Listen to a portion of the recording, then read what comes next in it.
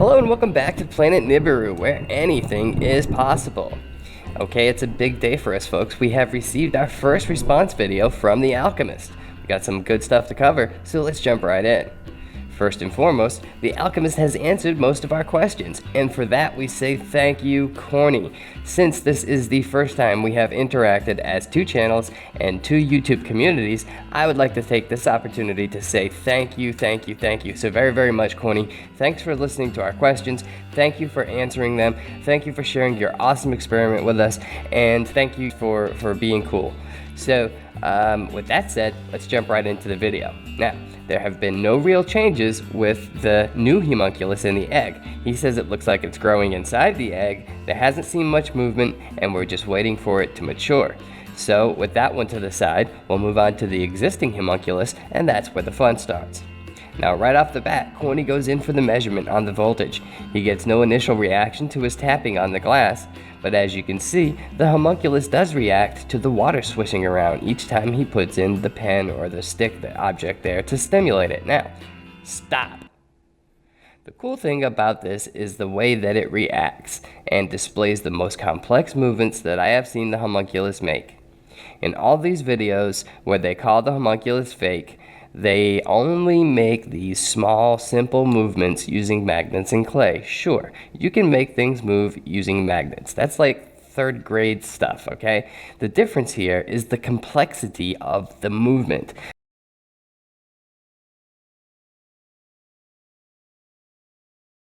Look at how the homunculus moves. It's both stretching and contracting at the same time. Now, this would be incredibly hard to fake. Incredibly hard. This type of movement is the same thing you see in humans and animals, and it's called muscle movement. You have different muscles moving in different ways all at the same time. It goes up towards the pen, it closes its mouth or whatever that thing there is that we're calling a mouth, but it's doing all this at the same time. These are complex movements. There is no channel, there is no scientific backed anything that has debunked this.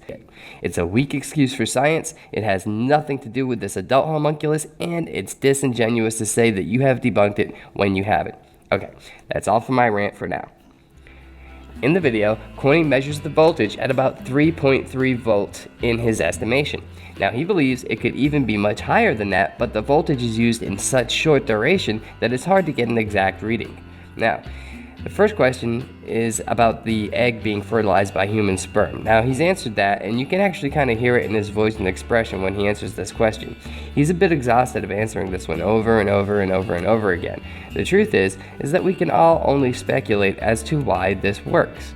Korney says that perhaps the homunculus is less of a genetic hybrid and more of a somatic hybrid. Now, what the heck does that mean? Well, when I first started looking up those terms, I was a bit overwhelmed because they were talking in terms of somatic hybridization of wild crops, showing signs of genetic changes, so it seemed like both of these were capable of coexisting in the same variant. Now, this turns out to be kind of true, and I'm going to link some technical documents for those of you who are into the technical side of this. These are PDFs that I found online that kind of explain how this sometimes happens in nature and naturally, as well as in labs. So when we try to cross different types of things like wheat, grass, potatoes, and other crops, this somatic hybridization can happen. Now, the bottom line is that in somatic fusion, the genes are forced together in a completely new way to create a new entity, rather than in genetic fusion, where they come together in the traditional way to create a new entity. Both of these result in a new entity. That's kind of a high-level explanation of the somatic fusion or the somatic hybridization. So it could be a possible reason why this is happening. At the end of the day, we don't really know. We're all kind of learning this as we go along. So we're doing the science together, and that's why it's kind of fun. Anyway, that's what's happening with the homunculus, we think. The end result is that none of us, Korney or me or anybody out there, you guys, it's just all a theory at this point. But we may be able to prove it in the future as these experiments mature. Maybe when the homunculus passes away naturally, and Korney is able to do an autopsy on it, and we're able to actually look at the cells and everything under a microscope, who knows what we'll find.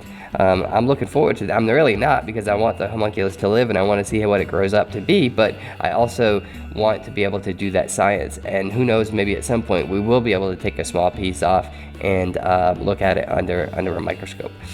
With that said, Korney has heard our voices and he wants to learn the same things that we want to learn. So to that end, he is looking for a reptile egg that is suitable for his purposes. Now, he says that he does not have the ability to get an ostrich egg, which would be very big and of course would probably be a lot of fun, but he doesn't have the ability to get one. But he is looking around for snake eggs or turtle eggs or something like that, and he's going to try to create a homunculus from a reptile.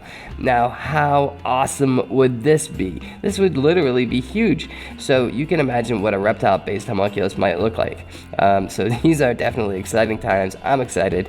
And we know that the new homunculus right now that's gestating is another homunculus that's made from a chicken egg, but he is trying to get some new eggs. So in the future, we may have new homunculus or homunculi from reptile eggs.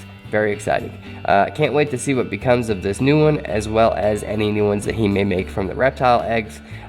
We measured the voltage coming off the existing homunculus. That's about 3.3 volts or so, and this leaves much more science to be done here. I think that if we could find a measuring tool that is more sensitive, that might be a good start for us.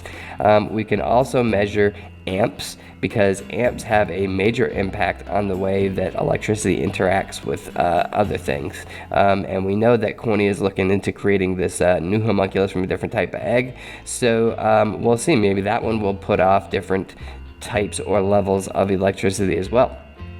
So we've heard from the man himself. And if you want to go see the whole video in its entirety, the link is down below as always. You guys are awesome. Thank you so very much for all your likes, subscribes, and comments, and we'll see you guys in the next video.